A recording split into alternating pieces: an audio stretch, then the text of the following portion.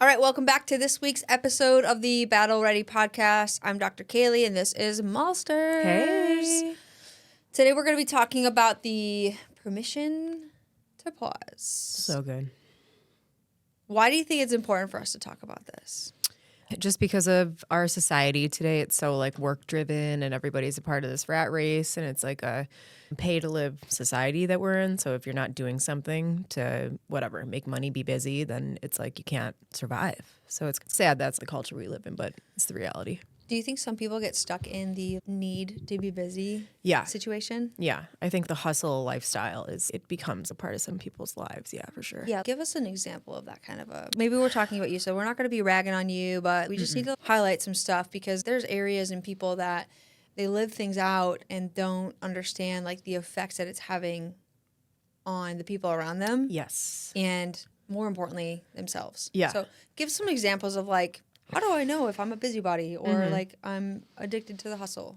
I think, living in America, which is a capitalistic society, like obviously entrepreneurship is huge. And it seems like if you are an entrepreneur, like there's always a way to be hustling more, making more money, or just growing your business or whatever it may be. So that's something that can become really unhealthy because then, it's like a tale as old as time. Like the people around you can suffer if you have kids, like your health obviously can suffer if you're not sleeping and resting and stuff like that.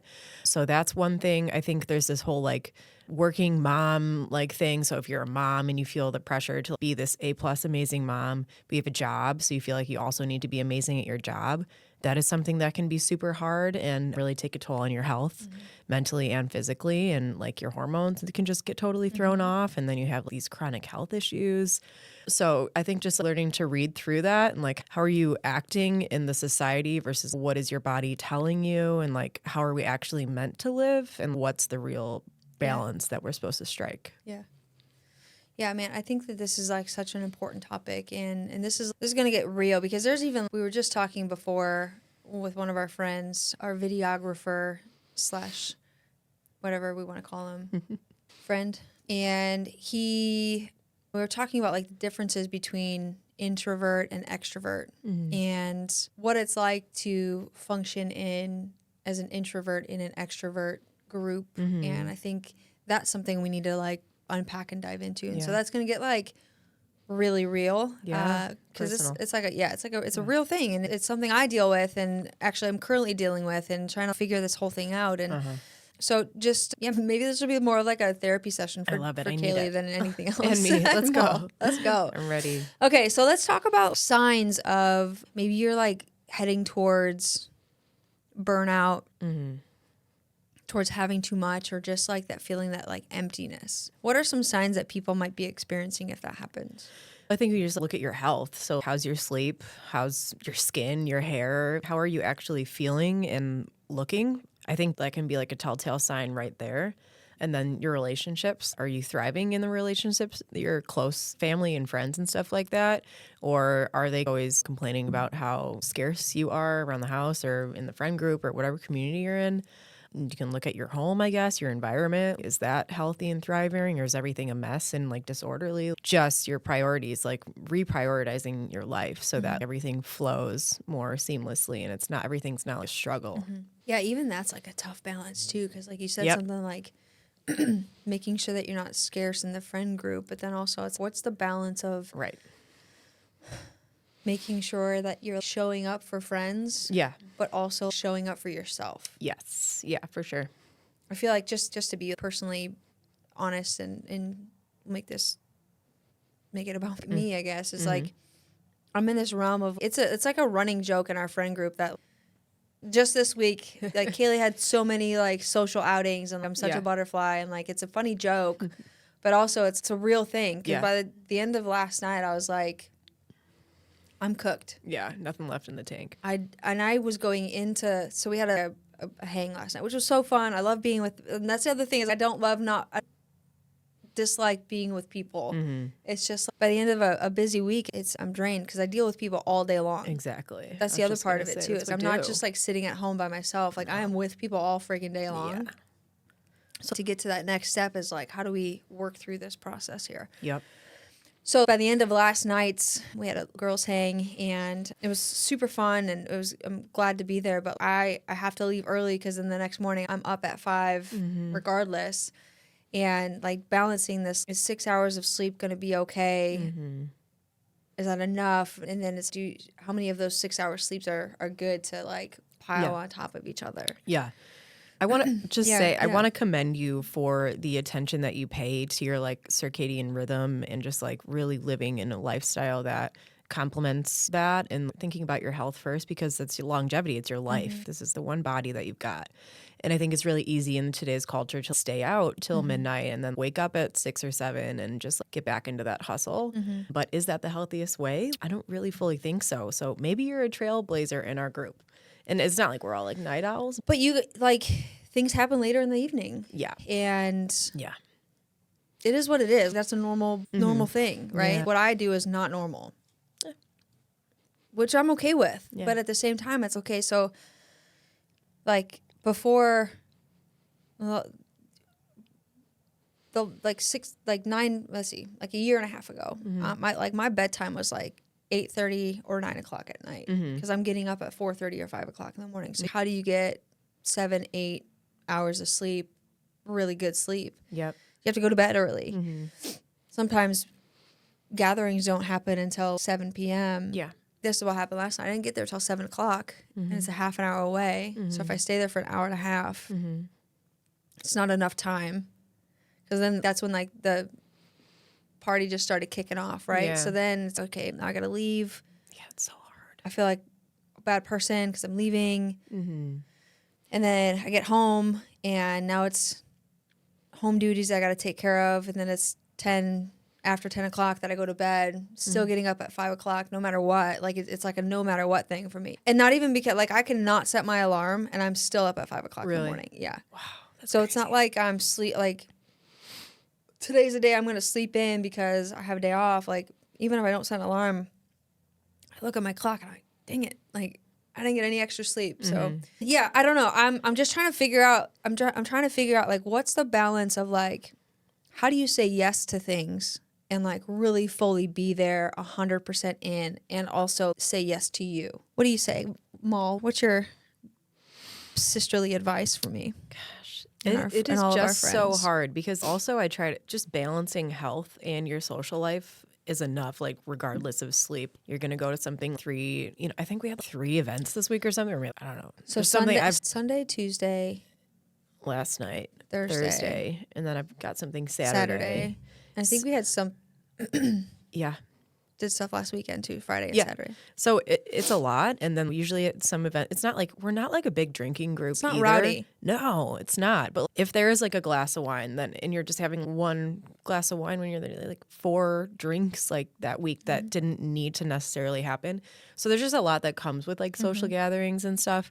And then I think everybody's just so different personality wise. Like maybe just letting people function at their best, which might mean if you're more of an introvert, like maybe it's okay that person's only showing up to half of the gatherings, like, that month or whatever. And so I think letting people function, the whole let them thing. Haven't read that book, but I know 5 people who are reading that. Mel Robbins. Yeah. Let We'll give a shout out to that book, The Let Them Theory. Yeah. By Mel Robbins, like game changer. Yeah. So yeah, it can probably apply to every area of your life, including social stuff, but it's just hard this day and age because there is the pressure of just like social media and stuff too. Like you see all your friends having fun together and you're like, oh, I want to be a part of that, but I also want to take care of my body and like listen to what my body really needs. So it is hard. It's push and pull, and you just got to listen to your body, I think. Yeah. Yeah, I knew yesterday during the day, I was like, this is not going to be good. No. I was so tired last night too. I had to call my husband multiple times on the way home. I had to call Chicken Man, who is my husband. We love him. He'll be great. He'll be here someday. Yeah, we will do a remote podcasting episode. That would be great. He would definitely call in. We'll do a chicken. He's always got such great insight. We can do a chicken episode for sure. You can talk about all the chicken things. Yeah. I have chickens, by the way. If this is your first time listening, this is why we're talking about chickens. Yeah. I have chickens, and my husband kind of hates them, loves them too. Loves to hate them is what we came up with. Anyway, I called him a bunch of times on the way home because I was like, I'm literally going to fall asleep right now. I am so tired. I had 5 hours of sleep the night previous. I've got 2 more social gatherings this week. I got to work and all these things. And so I was just at the end of the night, I was like almost overtired to the point where I couldn't fall asleep because my brain was just so like, I was so mad at myself. And I almost felt like my heart rate was like elevated as I was trying to feel. I did not feel good. It's like, this is what pure exhaustion. So do you really want to work yourself up to that point, or just live in such a way that you're actually healthy and not just like overexerting yourself? Same kind of thing happened to me last night too when I was going to bed. I went to bed pretty easily, but then I was up from 3 o'clock till 4 o'clock. Really? Wide awake, thinking about other things, mad at myself for like, why not? Why didn't I just say something? Why didn't I just not go? Yep. Yeah, and when we talk about the permission to pause, there comes a point of that leads people to a breaking point. Too many of those moments. And I've been to a breaking point before, and I know I'm not there, but I know what it feels to be trudging along to the breaking point. And it's, man, I don't want to go there. And I know that I'm like allowing myself to get to that point. So what does it look like to pause Yep. and say, I don't have to say yes to everything. Not everybody does say yes to everything. Right. And I still don't say yes to everything. It just happens this week was like a yes week for me. Yep. This month has been a yes month for me. Maybe I was like doing an internal experiment and just trying to see what was going on, but it is not working out for me. Now you know. Yeah, now I know. So I got home, and even this morning I saw one of our friends at the office, and I was like, I don't know how many of those Thursday nights I can do. I'm not okay. Like, Yeah. I'm not okay. She's like, what do you mean you're not okay? What do you need? I'm like, I don't need anything. I'm not okay. Yeah. The midweek stuff is hard. Yeah. Yeah. It's different if it's Friday or Saturday. You can plan around that, but middle of your work week is hard. So someone that knows, would you consider yourself an extrovert or an introvert? I'm more introverted than I am extroverted, but I can pretend to be the social butterfly. Okay. And it doesn't deplete me like too much, just because I think because of what I do too. I was forced into that. Just I do hair and makeup, and in cosmetology school, I just started. You're talking to so many different people during the day, just like you do, and you have to stretch yourself. So I think you can almost train yourself to be something that you're not, maybe are not. I think it's funny because like I've told patients in the past that I was an introvert, and they're like, "There's no way." Exactly. Yes, I am. Yeah. They're like, no, you're not. You are the most extroverted person I know. I'm like, so because funny. you only see me in this very small piece of my life. Yeah. Okay, let's coach me through this, right? So I'm on the like brink of a burnout. Yeah. Right. So what does a person need to do in order to see that, and then have the courage to pump the brakes and pause? What would a pause season look like for me? Does it have to be a whole season? Do I have to cut everybody off? Do I need to go become a hermit and go live in a hole? What does it actually look like? What can it be? Oh, that's such a good question. And I feel like there's probably a million ways to answer it. But if you were maybe doing something for your health, say you're eating something that you're allergic to, and maybe it doesn't hurt so much the first few times, but like after a certain amount of times of eating it, you feel really bad. You're going to need to go to the hospital or something. Should that kind of way of thinking just transfer to your social life and like your social battery and just how you conduct yourself on a daily basis? Is this hurting me, or is this helping me? Is this making me thrive, or is this making me feel depleted and bringing me to the brink of exhaustion? Nobody wants that for you. If you think about your friends and family, nobody would want to see you that way. They want to see you as Kalie, like that, how we know and love you. And I think maybe just retraining ourselves as friends and the community. Like if we are really truly letting people be who they are and exist in a way that's most healthy for them, then maybe we should not put so much pressure on people. Not saying that we're purposely overloading the social calendar to just do as much as we possibly can. It's because it's all from love and community, and it's all, yeah. I don't feel like a negative pressure No. around it. I even talked to the girl that hosted. She was at the office, and I was like, Oh. I do not want to come over. Yeah. Yeah. And she was like, I know. It's okay. She's like, if you didn't show up, I would be okay with it. I was like, I know you would. And I really love that about you. Yes, 100%. And her daughters even know me. And they're like, they gave me like a secret invite upstairs to to have a getaway. That's like, adorable. You can come upstairs anytime you want. so Just come and cute. hang out with me. I'm like, thank you guys. I love that. They know you. Yeah. So what does it look like to pause? Going and doing something for me, right? Doesn't necessarily mean like I want to cut everybody off, because I've loved this friend group and getting to know these people. Yeah. And I do feel like they see me and respect me and know me for the one that leaves the party early, or I think most people are actually more surprised that I show up than anything else. Yeah. How do I balance that out, right? So then what fills me back up? I do like to be home. I do like to be restful. I do like to have time to myself. And my morning routine is big, which like on a situation like this, like I didn't get my morning routine in today. So now I'm even more like depleted from what that was, because there was another situation that was happening at home.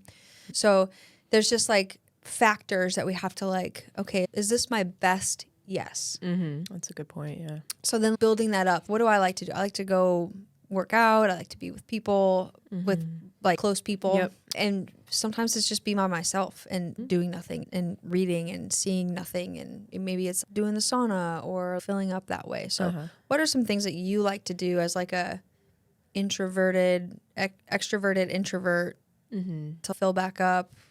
And what are some of the things that you do that maybe drain you, whether it be work related or with people or whatever? My husband, we're both like a little bit introverted, and we can both play the part of an extrovert, but we know if we're at a social gathering together, if one of us has been out working all day and then we have to go do something, we know it'll always make us feel better if we can just have that time together before bed instead of just showing up at bedtime and passing out.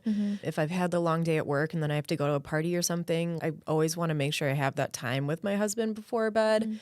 I have kids, like you have dogs, like literally just sitting with the ones that you love most that don't require a lot of like exertion. You can just be natural and like there's no pressure on it. That always fills me up a lot.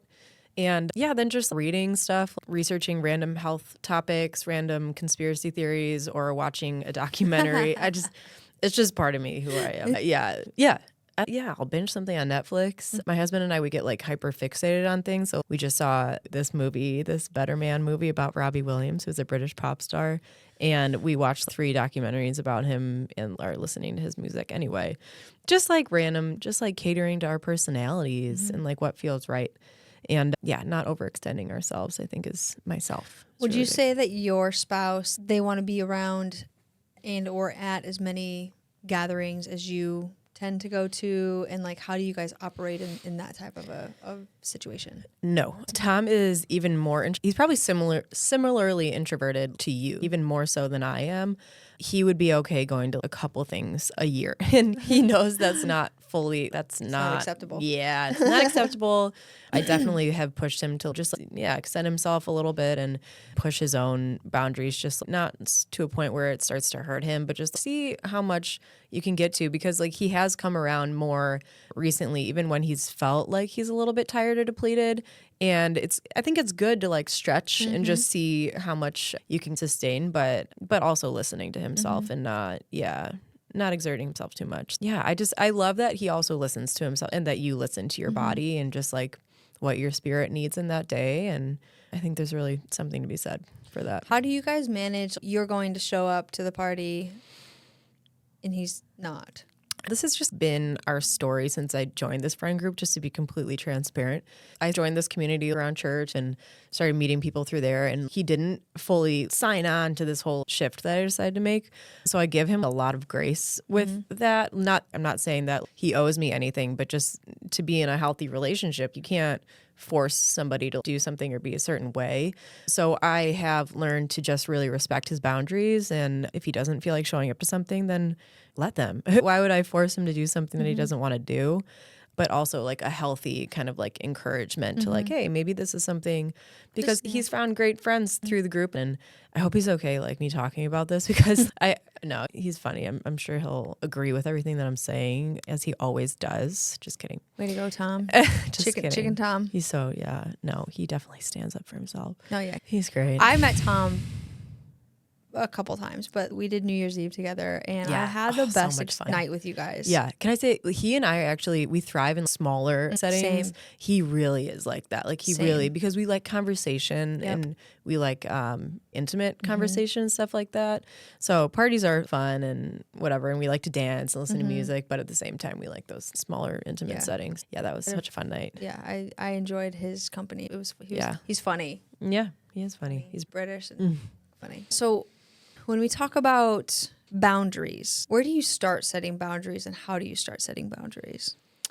Do you mean socially? Yeah, or probably mostly socially or with like family and friends? And how do you build this bubble for you that's protective space that like, I know if I get to this point, I need to retreat back a little bit and do this thing? Yeah, I feel like it's a loaded question because everybody's so different. Yeah. But like you said, you can feel, if you feel yourself going to that brink of exhaustion, and there's probably telltale signs, like you're not getting your morning, your routine in, or like you're feeling just tired during the day when you normally don't feel tired. Just like listening to those cues that your body and your mind is giving you, and heeding those warnings a little bit, because who wants to be, and then some people are just so dependent on stimulants and stuff to get them through the day, like whether that's coffee or a prescribed stimulant or like what not prescribed.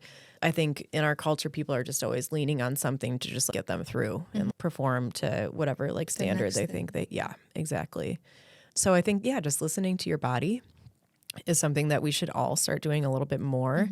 And then having people around you that know you and maybe communicating those things to the people that know you best. And they can be like, hey, just tap me on the shoulder if you feel me like going a certain way or seeming a certain way. Just let me know. Yeah. I feel like Tom and I do that with each other, and it's been helpful. Yeah, I feel like I'm learning to do that right now. Communicating. Like even talking about it before we did this, I was like, okay, I know how he is. I know a little bit about where you stand, but like also it's a safe space. So like it was like literally a blurt out, guys, I'm like I'm not good. Like that was too much for me last night. And not that it wasn't like we didn't party, like we literally sat around in a circle. Yeah. And it's not that. It's like the timing of getting home and going to bed and waking up the next morning and doing that over and over again. I know that I'm getting 5.5 to 6.5 hours of sleep, and that is not enough. Yeah. It's not healthy. No. And so I wear an Aura ring, and it shows you like your circadian rhythm, and it shows you if you're like an early bird person, like a midday person, or a night owl. And for me, like I thrive in the morning. Yeah. And as even coming to record these today, we're doing it like a couple hours later than normal. And even as I was getting ready to leave, I was like, oh man, I can feel myself like shutting down. I am normally at this time, depending on the day, but normally on like a Friday, I'm like done by the time we started recording today. Yeah, it's interesting how you see your body like function and getting to know it and introducing yourself to new environments and what that looks like. Yeah, absolutely. Yeah, so if you're out there and you, what do? I know, like some of you like just don't know how to say no or even to not show up to a party, which I usually don't have that problem. I don't really care what people think about me for the most part. Take it or leave it. Yeah, like it is what it is. I will go to sleep when I want to go to sleep. I'll wake up when I want to wake up. I love my life. I love how I have it set up. Yep. But some of you guys are like, you feel like you have to say yes. Yeah. And I think that's a very unhealthy place to be sitting. And I think that there's a place that you need to come in and how do we tweak this a little bit? So first of all, like there was a book that I read years ago and it says, stop breaking promises with yourself. So setting up appointments throughout the day, like when are you going to work out? When are you going to do your morning routines? When are you going to journal? What time are you going to go to bed? And the more that you can keep those appointments with yourself, the less promises that you'll be breaking to yourself. That's so good. And I think that's just profound. It is. Because the easiest person to break promises with is yourself. Because, like, even I was thinking about just total transparency here. We were supposed to be recording 2 hours before we started today. And if I wasn't recording with Molly, I probably would have thrown in the towel today and been like, screw it, I'm not going to record today. But I knew I was meeting somebody here. Yeah. So it was a lot harder for me to say, you know what, I'm not like in recording mode. Yeah. I don't want to do this. Like things happened and all this stuff. But I had to meet somebody here. And so there was an accountability that was like raised the bar. But it would have been easy for me to shoot a text over and be like, if I was recording by myself, you know what, I'm not recording today. Sorry. Yep.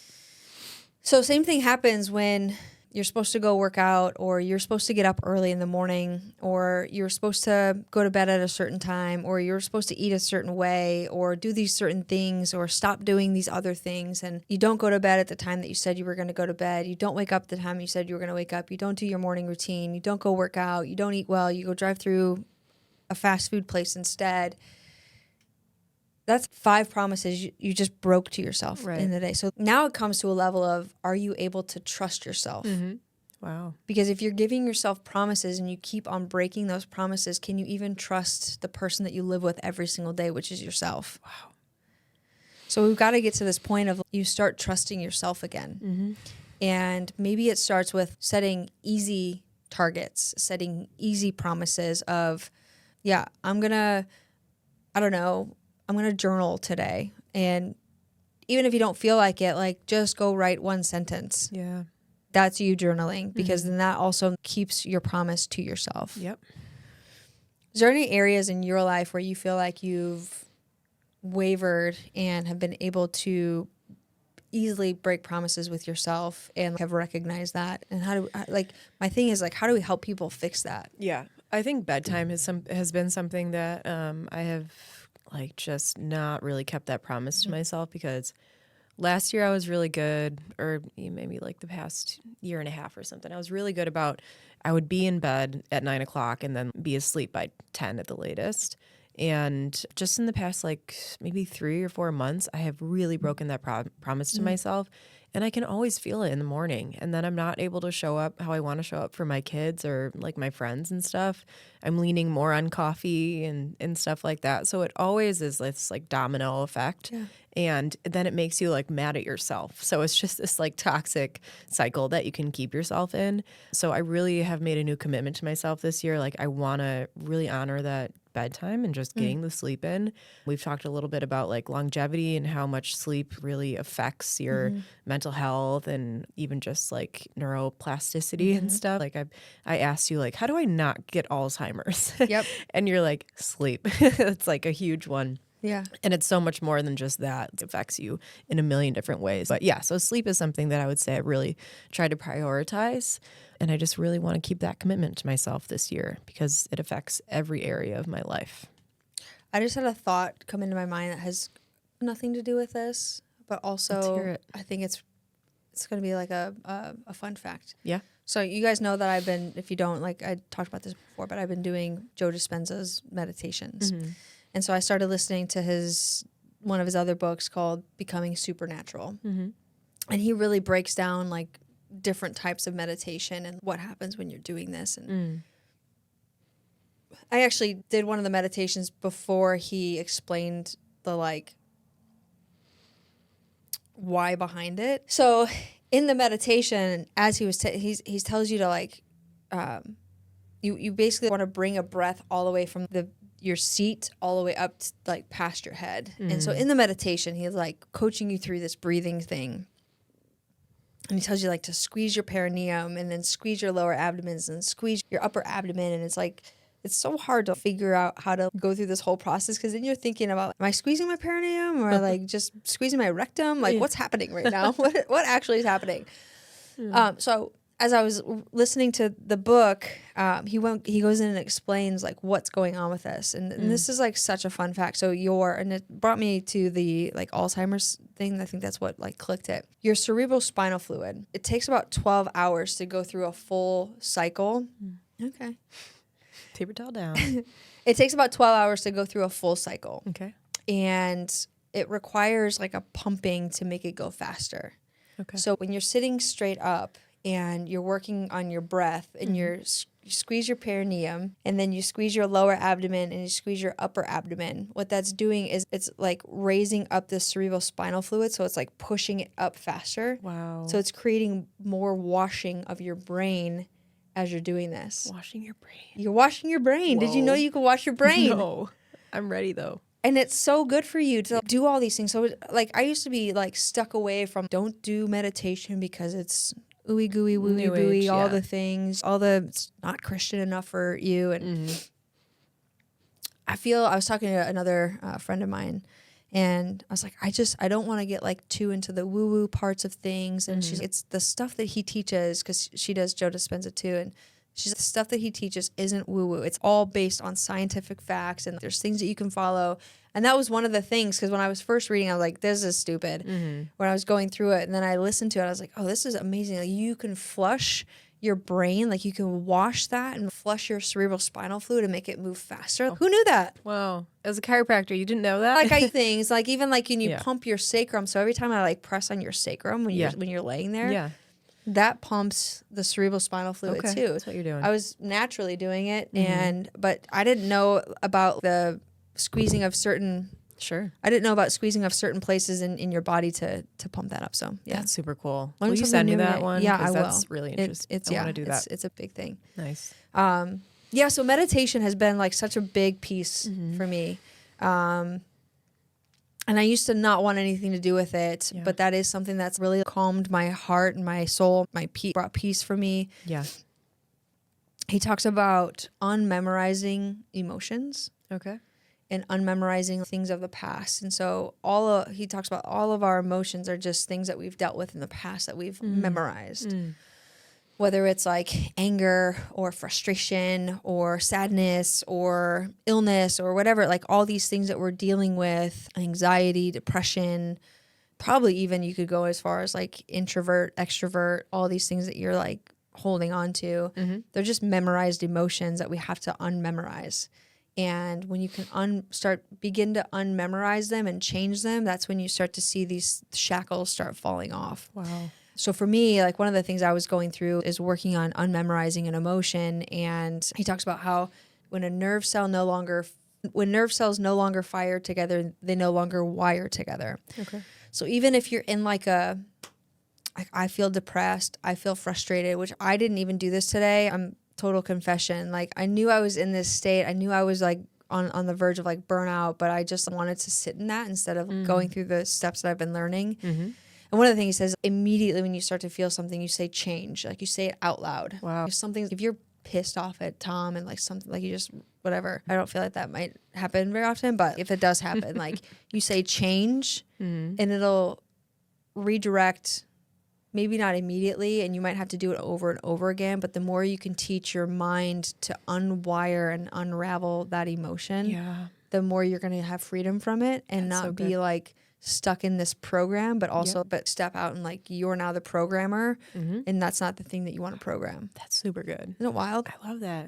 It's like a full physiological response. It's not just like your emotions are not just something that you're feeling. Like, I'm not sad or happy. It's like actually affecting your entire body. That's insane. Yeah. I love that.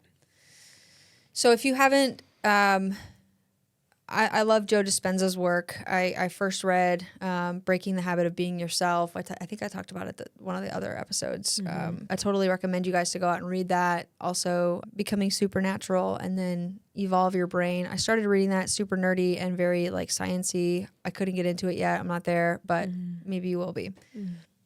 So meditation's been big for me. When it's nicer out, I like to go on a walk Yep. or sit outside. Yeah, me too. It's just been so cold. It's so cold. It is freezing in this room right now as we are recording this. Even Like with- my hands are like frozen right now. Yeah. So yeah, you've got to come up with like new different things to do in the wintertime. Yes, you do. The red light feels like a reset for me sometimes. It helps to like calm and pause things. Yep. What are some like, I hate calling them mindfulness techniques, but what are some things that you do to have a reset? I know you talked about like getting with Tom and like connecting with him, but what's like that's huge. purely Molly stuff? Some of the things that I like to do, well, I feel like especially in the winter, I'm searching for things to do more than I do in the warmer months because it is really easy to go outside in the summer or spring and just go for a walk and feel the sun on your skin and feel like immediately recharged. But when you live in, where we live in like the Chicagoland area, it's just hard to do that in the winter. And I just keep asking myself, why do I actually live here? Because I am such a sunflower and it's just easy for me to recharge when it is warm. But it's also, it just teaches me to get in tune with myself a little bit more. So maybe it's actually meant for me. So yeah, I love the exercising is absolutely just imperative for me, especially in the colder months. Like just need to get my body moving. Yeah. Some other things like the red light therapy, the sauna. I'm really intentional with like time with my kids and just making sure that we're like really connecting at the end of the day. Routine becomes more important for me. Yeah, just all the things that help me be grounded. Obviously prayer and like I love worship music. I love to worship. That's huge. Every single day I do that. And yeah, I just think just listening to my body more. Yeah. That's huge. Molly's a fantastic singer. Oh, Kalie. Fantastic. You're so sweet. I remember the first time I heard her sing, I had no idea that you sang or were any good. And then you sang, I was like, oh my gosh, this is the best voice I've ever heard. It's so good. That is exaggeration, but thank Yeah, you. you knock it out of the park with that. Thank you so much. you're welcome. I love to do it. You're welcome. Yeah, that's good. She's got a goal to, we're going to write an album. Yeah, that's one of Whole my thing. goals. Yeah, it's a dream for this year because I've always to write poetry and just random little melodies and stuff. So I finally want to put them together and just write some music. Like that before? I've never written or recorded. I have a little bit with my with one of my friends who lives in Nashville now, and he's a producer. But nothing. I've never put anything or released anything out there. But I think that would be. It's something that I've actually desired to do for a long time. This is the year. This is the year. 2025 is it. We did a vision board night the other night. Yeah, that was Did great. You like that? I did. Yeah. Yeah. I had a lot of fun. Just to get whatever's in your mind out. Yeah. Just to really express it. I think. Yeah. Yeah, we sat. There was like 8 or 9 of us there, and just like almost in complete silence. Yep. The whole night. Yeah. We For were like really focused. 2.5, 3 hours going through stuff, and yeah, it was good to get it up on a board. All the things that are rolling around in your head. Yep. That helps to calm the chaos too. Yeah. Sometimes you have, and even like planning like at a micro level, planning your week out, planning your day out helps calm the chaos in your mind. Our friend is very good at a couple of things, so I'm gonna have her on here too to talk about planning. Yeah. What else we need to tell the people? Take care of yourself. What's your favorite books? Talk to me about the Sabbath. Have you learned about the Sabbath, and what are your thoughts on that? And do you practice it? Is it something you're intentional about? Does the Sabbath have to be 24-hour period? Can it be an hour? What are your thoughts? I'm not super well versed in Sabbathing. I obviously Sabbathing? Sabbathing. Where's the wrong emphasis on the wrong syllable? Is that where? Yes. Sabbathing? Sabbathers, stand up. I don't All know. you Sabbathers. I'm not really a Sabbather. I love the idea of it. I tend to work like Sundays just because it works with our schedule for our family. I know it doesn't have to be like on a Sunday. It could be, I think it can be any day. You can do a Monday Sabbath. I can do a Monday Sabbath for sure. It's definitely harder like when you have kids to take that time for yourself. Take a Sabbath. Yeah, I cannot with the Sabbath. Sabbath. There we go. Sabbath. I'm sticking with Sabbath. I don't know more about. Do I I? can't say it now. Do you Sabbath? I have. What do you do or what have you done for that? Yeah. Or maybe you could just define it. Yeah, I think there's a whole, I don't have the name of the podcast, but it's a whole thing that they go through Sabbathing and what that looks like. I'm not an expert on Sabbathing. Love it. I struggle with it, honestly, because for me, my only day, for a long time, we were always open on Saturdays. Okay. So I couldn't even really do a Sabbath on a Saturday. Yep. And then I worked Monday through Friday too. And then I started volunteering at church. So then, like, where do you Sabbath? Yeah, you're all booked up. You can't Sabbath My bath anywhere. is full. So yeah, I had a season where like Sundays were like strict. Like I would go to church and then total shutdown mode. I don't really see anybody. Maybe I'll make meals for the week, but that would be like the extent of my work. Yep. I think it could be a really good thing for people to start implementing. Not even from you don't even have to make it like a religious thing or like a faith thing. Just a day for yourself, which I think mindfulness and faith, like it goes hand in hand. But I don't think it's natural to be like really exerting yourself every single day for a certain amount of hours every day. You have to have a break. Yeah. And like some people, they only look forward to the vacations that they're taking every year. Oh, I'm going to have 4 days this month and that month where I can do nothing. Maybe your lifestyle would feel more sustainable and you'd feel more energized if you did that on a weekly basis instead of a quarterly basis. I don't even think it has to be a full day. No, just maybe. Like even, let's say you're a work from home parent or stay-at-home parent, or your job is random. Let's say your kids go to school on a certain day, and then you this would be like one of your promises that you start keeping with yourself, is like you block out you time. Mm-hmm. One of our friends, I think, does that. She goes and does a little who's self-retreat. I think Erica. Erica does? I think so. Nice. Like once a month or something, but she does some stuff. Just by herself. Yeah. She blocks some time out for herself, which I think is so cool. Yeah. Especially when you run a business. Run a business. She's got a family and all of that. So, yeah, I have mad respect for that. Mad respect. Mad respect. Yeah, that's good. She's awesome. She's like, I love Erica. We were talking last night after you left. We had this girls' night last night, and the card that I got, we were playing this card game. The card that I got was, who intimidated you the most at the beginning and who intimidates you the most now? And I said, if Kalie was here, she'd probably be like, she intimidates me. Actually, you intimidated me before and not so much now. Yeah. But like, you and Erica are at the same kind of just like, I think as a group, we really admire you.